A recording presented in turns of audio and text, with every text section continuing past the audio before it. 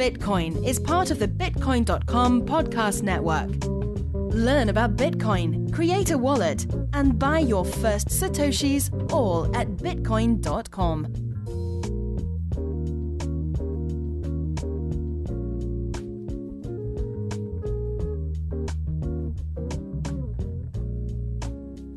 Welcome to episode 5 of season 2 of Humans of Bitcoin. Today we have none other than Roger Ver, owner of Bitcoin.com. That's right, he's my boss. But don't worry, we're trying to make this a great interview, not just a promo piece for Roger and Bitcoin.com. We're going to tell his story. Since the very beginning, Roger has been invested and advocating for Bitcoin companies, starting with BitInstant and now today with BitPay, Blockchain.info, Zcash, Kraken, Ripple, Shapeshift, some of the most important companies, exchanges, and cryptocurrency in the ecosystem.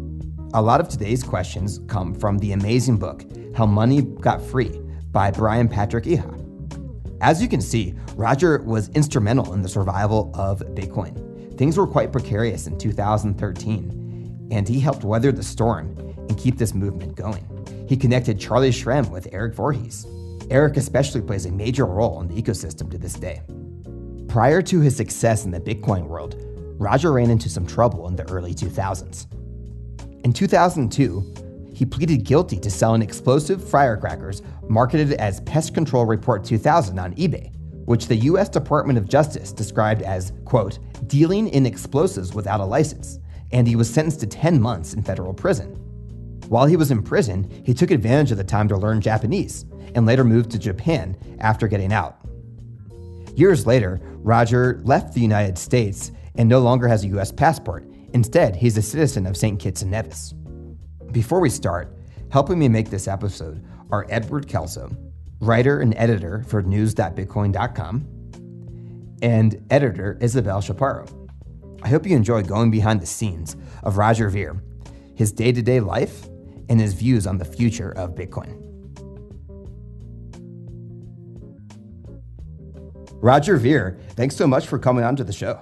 Thank you. Getting started here, what's your typical day like? Can you take us through a typical day? I'm not sure if I have a typical day. A lot of it kind of depends on what sort of emails are waiting for me when I wake up in the morning. But the first thing I do when I wake up is I sleep with the laptop next to me on the floor. And before I get out of bed, I pick up the laptop and see what showed up in the email box and start looking at things that's on the computer. I take a look at the latest news on our BTC because our Bitcoin is completely censored. So you can't really believe the news that you see there. And if there's no, super pressing emergencies, I'll do email in bed for a little while before I get up and then go to the office, I don't know, maybe 9:30 a.m. or something. It's walking distance from the place where I'm staying here in Tokyo. Sometimes if there's an emergency or things are really, really busy on the computer, I won't go into the office until very late in the day. And then I'll just stay at home and focus directly from on the computer. So it depends kind of on what's going on. And as you know yourself, our Bitcoin.com team is really, really growing. We're coming up on close to 100 people here at this point. So there's a lot to manage, and they're all spread out all over the world. And so lots of emails and lots of chats. And for example, as we're recording this, it's Thursday evening here in Tokyo. So I was actually pretty busy on the computer most of the day. Didn't go to the office until the afternoon, stayed there until the evening, and then went with a couple of other Bitcoin.com guys to dinner and to the local Tokyo Bitcoin meetup group. And all of us were wearing matching Bitcoin Cash shirts. So there were like 5 or 6 of us. So it was kind of fun when we show up with 5 or 6 guys with all identical, Bitcoin Cash shirts, and people in the restaurants take notice, like, what are all these guys doing wearing the same shirts? And it's kind of interesting, all the local places in Tokyo that you started out being the first restaurants to accept Bitcoin, pretty much all of them have switched to Bitcoin Cash at this point, or at least added Bitcoin Cash. And a lot of them have dropped Bitcoin Core because the fees became so high and the network became so unreliable. So Bitcoin Cash is really spreading in a big way here in Tokyo. Listeners, really quick, let me tell you about Bitcoin Cash versus Bitcoin Core. As you can tell, Roger is very passionate about the use of Bitcoin Cash over Bitcoin Core. Last summer, there was a fork and Bitcoin split into 2 separate coins and blockchains, BTC or Bitcoin Core and BCH or Bitcoin Cash. Roger sees Bitcoin Cash as the true vision of the Bitcoin white paper, fast and cheap transactions that are on-chain, or the base layer blockchain. There's quite a battle between Bitcoin Core and Bitcoin Cash, and we expect for this to continue for quite a while. Okay, back to the show. Yeah, it's interesting you mentioned that. So I started at Bitcoin.com in December, and according to Jared, I was like employee number 55, right around there. And I guess 5 months is a long time, as you know, in the Bitcoin world, but getting close to 100 in less than 5 months, that's almost doubling. Yeah, it's amazing. Is this the largest team you've ever managed? Yeah, and it's definitely a learning experience. So the highest I ever had in my career before Bitcoin.com was maybe 30 something. So I think a little less than 40 maybe was the peak. So yeah, I'm learning, but as you know, we have a whole bunch of just awesome team members that are super, super, super excited about Bitcoin Cash and, busy trying to make things happen. So it's really, really fun to be a part of such an enthusiastic team. For sure. So you've been in it since what 2011, and you haven't lost your enthusiasm. I mean, you've been an evangelist, for cryptocurrency since, and I can tell it hasn't stopped. Yeah, the enthusiasm is not fading at all. This is still just as exciting. I'm excited about Bitcoin Cash today for all the reasons I was excited about Bitcoin back in 2011, because Bitcoin Cash still has all of those same characteristics that Bitcoin had back in 2011. And I wish the Bitcoin Core fans good luck with their, digital commodity project. But Bitcoin Cash is a cryptocurrency. So I'm not as excited about crypto assets as I am about cryptocurrencies. And that's why I'm so excited about Bitcoin Cash every day. So interesting. And on that note of cryptocurrencies, correct me if I'm wrong, but I believe you invested in cryptocurrencies like Zcash, Zcoin, Ripple, and advised and invested in ICOs. I'm curious, how do you see, no one has a crystal ball, but any ideas on how all of these cryptocurrencies play out to the future? Will we just have one, multiple? Where do you see that ending up? So my guess I'm most interested in the money aspect of cryptocurrencies. And if they're currencies, that means they're supposed to be used as money. So when it comes to the cryptocurrencies and not like crypto assets, right, I think we're going to wind up with, 1, 2, maybe 3 cryptocurrencies that have, 80, 90, 95% market share. And then there'll be 1,001 other ones with much smaller market share across. But there's a whole bunch of stuff happening outside of the cryptocurrency sphere with all crypto assets and tokenization of all sorts of things. And for that, who knows how many platforms and how many tokens there's going to be and how many people are going to be doing who knows what with it. But for me, because my background is primarily in economics, I'm most interested in the currency aspect. And I think Bitcoin Cash has a really, really good shot at becoming the cryptocurrency for use by the whole world, because that's the goal. Interesting. There is a big update for Bitcoin Cash on May 15th. What most excites you about this update? I think there's a lot of fear, uncertainty, and doubt around it, and a lot of people are waiting to see what's going to happen. So what I think will happen is, if and when the fork goes really, really smoothly, I think there will be a big tick in the price of Bitcoin Cash, because a whole bunch of people that have been waiting to see what was going to happen with the fork, after the fork happens, and assuming it goes smoothly, then all those people will pile in. So I think now is a really good buying opportunity for Bitcoin Cash. And again, after the fork goes smoothly, I think you're going to see even more businesses jump in and start building their infrastructure on top of Bitcoin Cash. Wow. Okay. And listeners, on This Week in Bitcoin, we're bringing on Ryan Charles to give us his take on Bitcoin Cash update on May 15th. So look out for that episode on This Week in Bitcoin. And Roger, as I mentioned before, this show is for anyone who doesn't have any technical knowledge. And you're the star of the book, the main character, I would say, in How Money Got Free, which tells the history of Bitcoin. A few questions from that book. First, it was quoted from you: never enter prison on a Friday.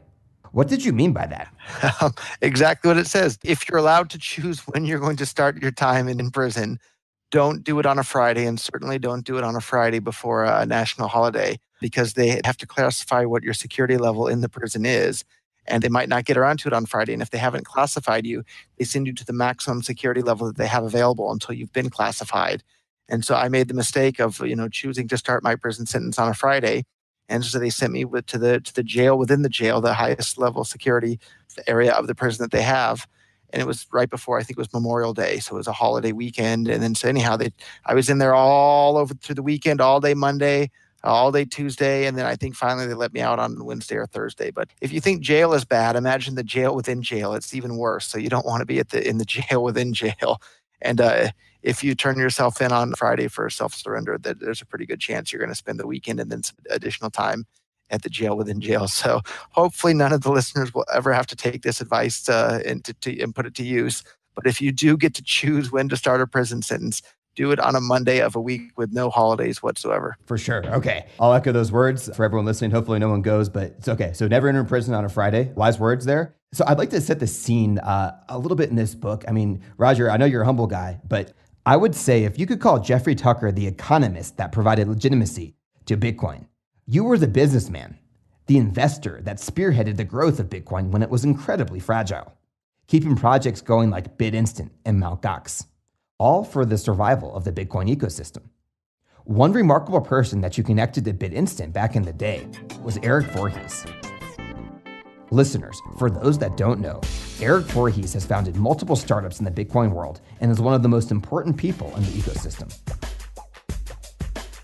Roger, how has your relationship with Eric evolved over the years? Yeah, Eric definitely made a really big impression on me when I first met him. It was at the world's first Bitcoin conference that was put on in New York by a guy named Bruce Wagner. And I showed up there, and one of the people that I met was Eric Voorhees. And, nobody knew who I was and nobody knew who he was at this point. It was in late 2011. And he handed me his business card, and his business card said, "I'm friends with Satoshi." And that was a very memorable business card. And here he is today. He's gone on, have built some of the most interesting ideas in the world. A lot of people don't realize it, but he had basically what was one of the very first ICOs, or one of the first, stock offerings in the Bitcoin ecosystem with Satoshi Dice. And Satoshi Dice itself was one of the most interesting, innovative applications of money on the blockchain, where anybody anywhere in the world could bet money on this gambling website that's worth noting now today is completely on Bitcoin Cash, and it's completely dropped Bitcoin Core. So at one point, I think Satoshi Dice was responsible for somewhere in the ballpark of like 80% of all Bitcoin transactions happening every day. And so he had a stock sale for that on a website that was ran by a British guy. And I can't remember the exact URL now. Maybe it was like cryptostocks.com or something like that. And eventually that guy became scared of the regulators, so he shut the entire website down. And then the SEC sent Eric Voorhees a nasty letter about actually allowing people to invest in his company and earn some money and participate in that. And I think he wound up having to pay some sort of a fine to the SEC over that. And then between those periods, actually, he was at BitInstant as well with Charlie Shrem and a number of other people there. And BitInstant was one of the very first businesses that made it easy for people to be able to get their hands on some Bitcoin. And most recently, Eric's been, he started Shapeshift.io, and he's the CEO of Shapeshift, which is a fantastic service that allows people to trade to and from whatever crypto assets they want. And I'm pretty sure I was the very first investor in Shapeshift.io as well. I'd have to go and check the paperwork, but I think I was the very first outside investor there as well. And today, I wish Eric would be a bit more supportive of Bitcoin Cash as the Bitcoin that we both got involved in. But at the same time, he's running one of the world's biggest altcoin exchanges. So I guess he has a bit of a business interest if Bitcoin Cash doesn't have 90% market share, because he'll make a whole bunch more money with all the trading going in and out with his altcoins, which is fine. But he was very, very clear previously that if Bitcoin Core didn't move to scale Bitcoin, he would support forking away from their leadership. But for whatever reason, he's changed his mind and he hasn't been vocal about that. And I would like to see him be more vocal about that. Gotcha. Now, do you, Eric Voorhees, Andreas Antonopoulos, all the major players in the Bitcoin ecosphere, is there a secret chat group or IRC channel where you all get together? People invite me to chat groups every day when they say, "Oh, we have this person or we have that person." And to be nice, I entered some of the chat groups, but I just set them on mute and I don't have time to look at them. I'm so busy with Bitcoin.com and growing team there. So maybe there's some other secret Bilderberg chat group for Bitcoin, but I'm not in it and I'm not part of it. Gotcha. And I forgot to ask, when you wake up on average, how many new emails do you have in your inbox? A couple hundred maybe. Cool. Roger, you have dealt with many high-stress situations over the last 7 years or so. Waking up in the middle of the night to deal with catastrophic problems in the Bitcoin ecosphere. All the problems with BitInstant and investors like the Winklevoss twins and the SEC, or going into the Mt. Gox offices in Tokyo to try to help them sort things out. When you're in these situations, how does it feel? Feels like I'm living in a science fiction novel.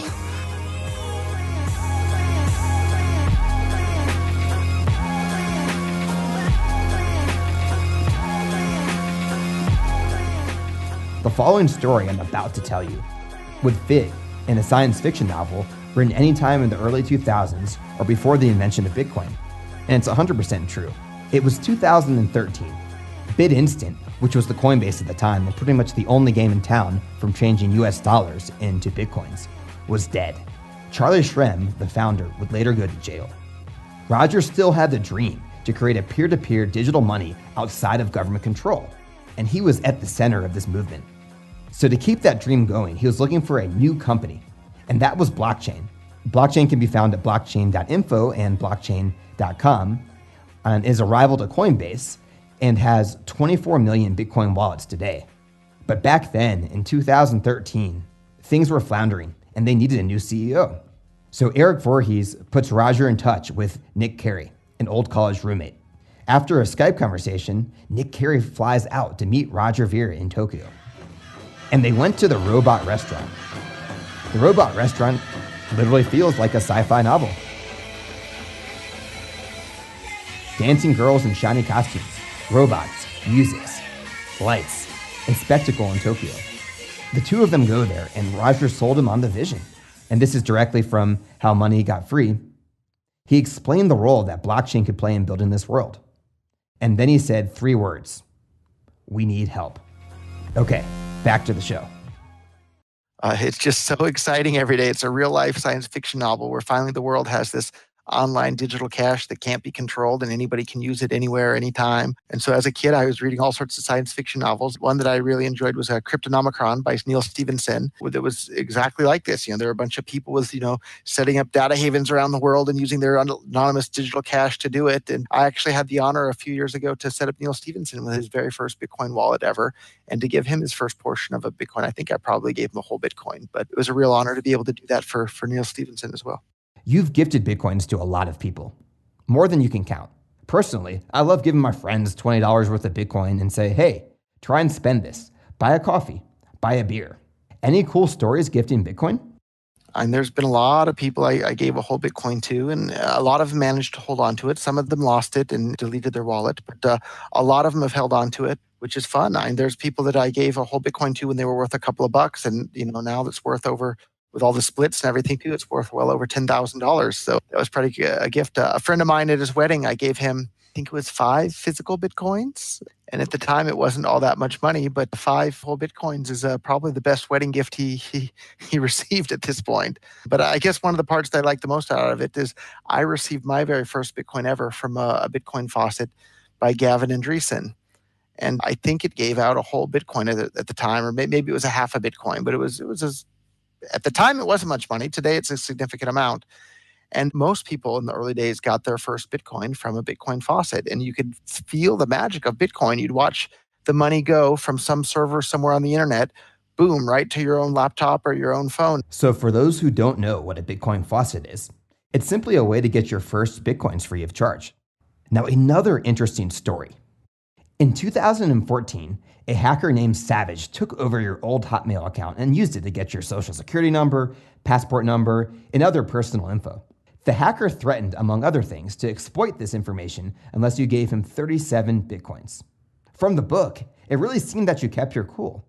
Tell us how you navigated that tricky situation. So I guess I'm glad the book made it sound like I kept my cool, but to be honest, I was pretty angry. This guy contacted me, I think it was via Skype.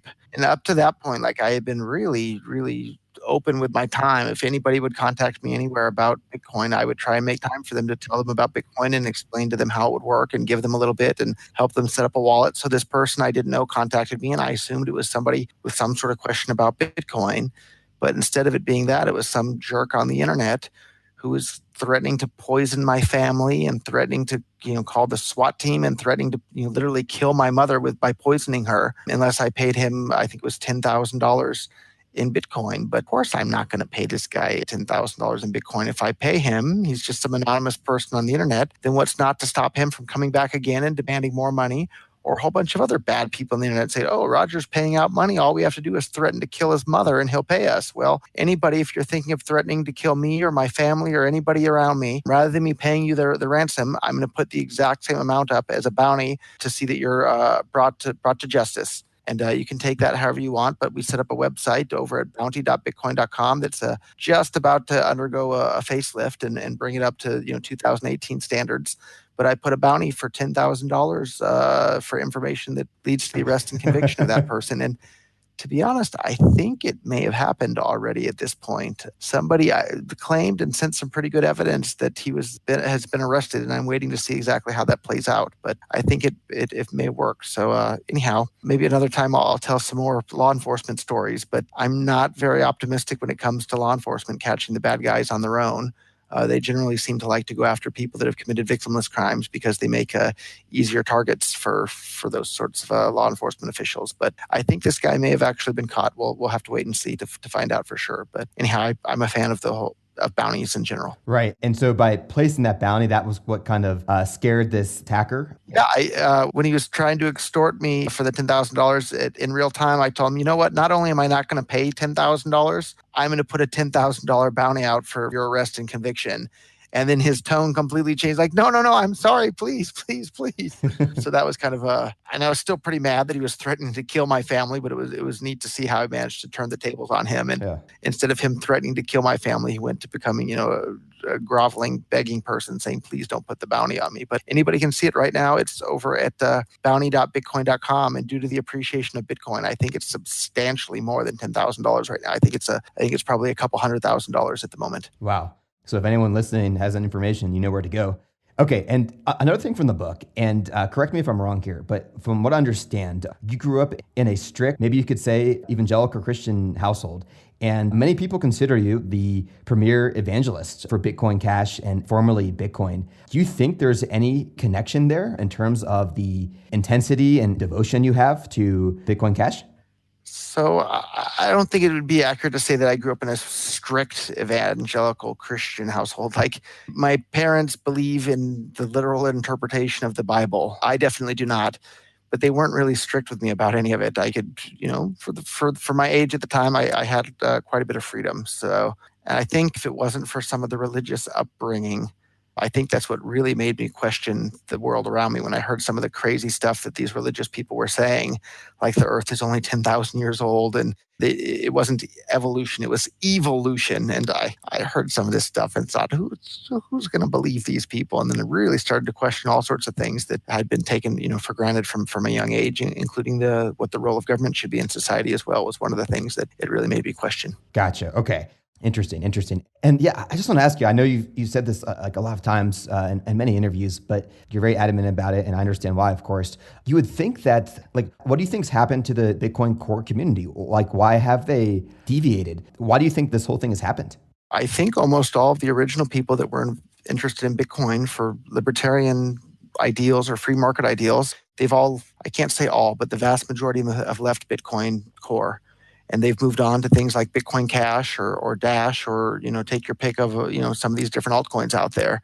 And the people that are involved in Bitcoin Core at this point, for the most part, are not libertarians and are not free market advocates. They're a bunch of socialist, state-worshipping people for the most part. And, that shows in the fact that they don't understand economics either. They've destroyed the economic reasons that Bitcoin became successful in the first place. And that's why all the libertarians are busy working on things like Bitcoin Cash at this point. So that's where we are. So ideals and kind of, we'll say, political views may be the reason there.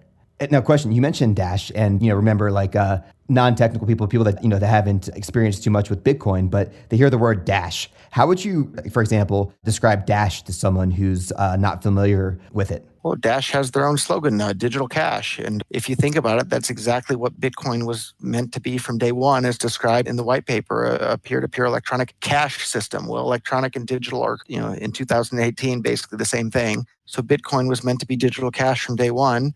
The Bitcoin Core people forked the economic code of Bitcoin into making it some sort of digital store of value, but there can't even be such a thing if it's not usable as cash. And the Dash people are using the same, actually, arguably a better economic roadmap than Bitcoin at this point. Their system of, raising money to do promotion of Dash is pretty interesting. And although the one thing it doesn't have going forward is the brand awareness that Bitcoin has. You go to the average person on the street and say, are you familiar with Bitcoin? They'll say, sure, I've heard of it. If you ask them if they've heard of Dash, probably not. So. And another follow-up there, so to someone, again, unfamiliar with cryptocurrencies in general, what are the differences between Bitcoin Cash and Dash, and is there a room for both of them to exist? I'm not a super big expert when it comes to Dash, but it works just like Bitcoin used to work. The transactions are fast, cheap, and reliable, just like Bitcoin Cash. So from that perspective, they were fine. And of course, there's room for both of them, just like we have room for the dollar and the euro and the yen today. Sure. In the future, there's going to be room for Bitcoin Cash, Dash, Zcash, Zcoin. Take your pick. There's a bunch of them out there. Gotcha. And you mentioned this. So Dash has a really, I'd say, interesting governance system. So I met at a conference, I think it was a North American Bitcoin conference. There's a Brazilian guy living in the United States, and he was working, I think he was working at some state government job or maybe at a university, can't remember, but he made a proposal to the Dash network saying, hey, I could make a YouTube channel for Dash users in Portuguese for people in Brazil. And he got approved. He left his job. And because it was voted and approved, that's his full-time job now. So, I mean, the governance system of Dash is quite fascinating. Totally agree. Yeah. Well, cool. And so, Roger, I'm curious, what's something that you get a lot of interviews out there, but what's something that people don't know about you that they'd be surprised to learn? Some people know it. I guess my only hobby outside of Bitcoin is Brazilian Jiu-Jitsu. And so I have Brazilian Jiu-Jitsu brown belt. And up until recently, there were probably more videos on YouTube of me competing in Jiu-Jitsu tournaments than there were of me talking about Bitcoin. And there's still plenty of videos on YouTube of that sort of thing. And I've been doing that for, I think, over 10 years now. Wow. Listen, I know you work a lot. You love you love what you do and the movement.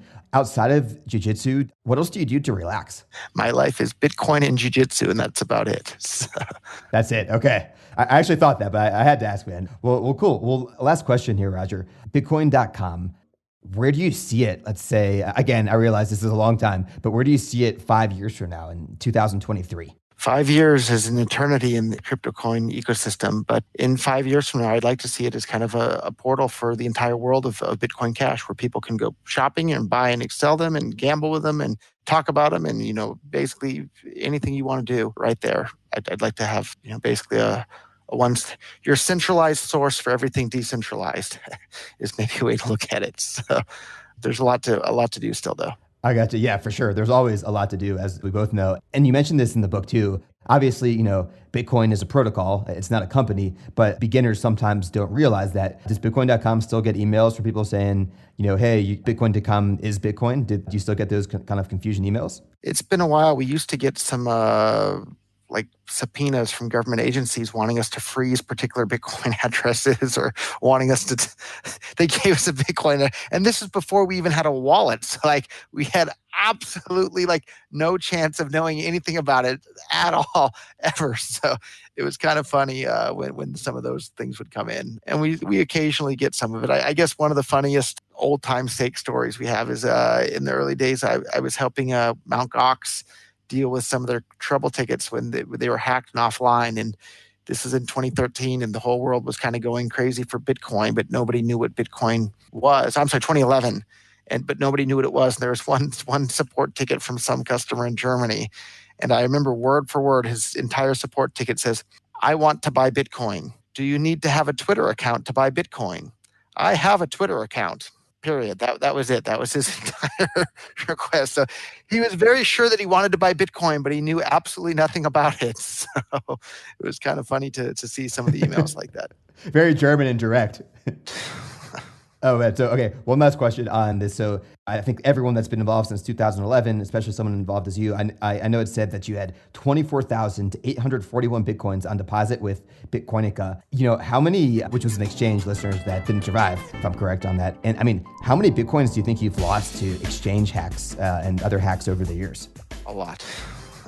I try not to think about it, to be honest. So for a long time too, every time after the Bitcoinica hack where I lost so many Bitcoins, every time the price would go up, it felt very bittersweet because it's nice that the price is going up, but then, those 24,000 Bitcoins are gone. Oh, man.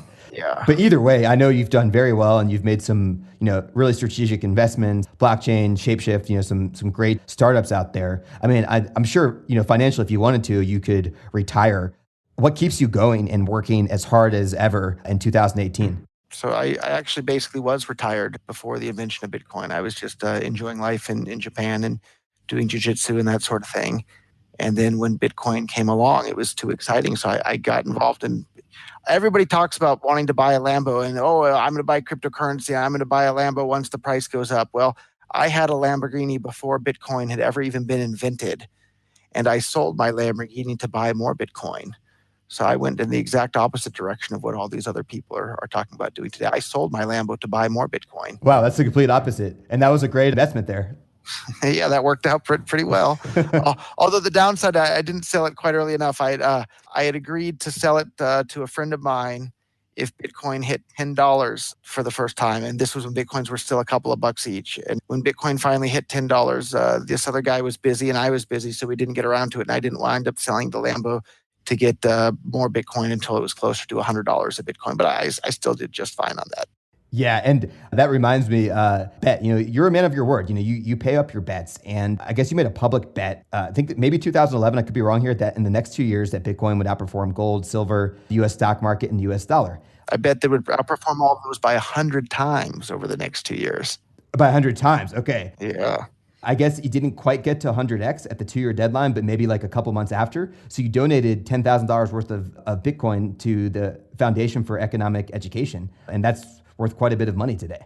So it was at the time I made the public bet with the world, it was $10,000 worth of Bitcoin. At the time I paid up the bet, it was the same $10,000 worth of Bitcoin at the time I made the bet. It had then become $1.3 million. So it was like $1.3 million worth of Bitcoin I donated to the Foundation for Economic Education. It was 1,000 Bitcoins, which today would be over $10 million. Wow. And do you have any ongoing bets right now? For the most part, I'm not much of a betting person.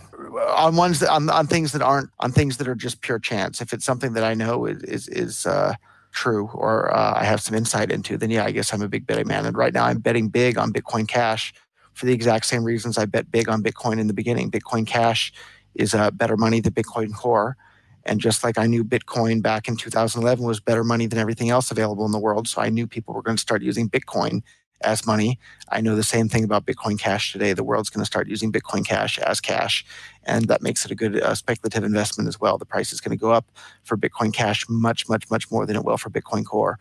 So I'm betting really, really big on Bitcoin Cash, and that's why I've sold most of my Bitcoin Core to buy more Bitcoin Cash. Sounds great. Well, hey, Roger, it's a pleasure as always. Thanks so much for giving me your time, and have a really nice evening. Thank you. And for anybody who's listening to this and doesn't already have a Bitcoin wallet, make sure you visit bitcoin.com and go to free.bitcoin.com, and we'll send you a little bit of Bitcoin Cash directly to your phone for free, just like that. And you'll really be able to see just what an amazing technology this is. Awesome. Thanks for listening to the Bitcoin.com podcast network. To learn more about our shows, visit bitcoin.com/podcast. Bitcoin.com podcast network.